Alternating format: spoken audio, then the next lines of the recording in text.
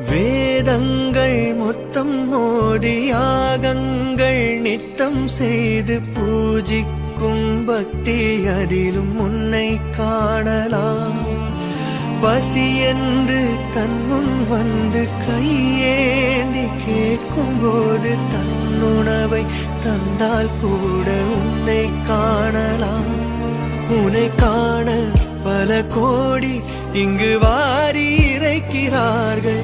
எளிதாக உன்னை சேர இங்கு யாரு நினைக்கிறார்கள்?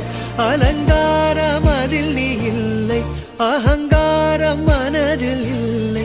சிறு கள்ளம் கபடம் கலந்திடாத அன்பில் இருக்கிறாய்.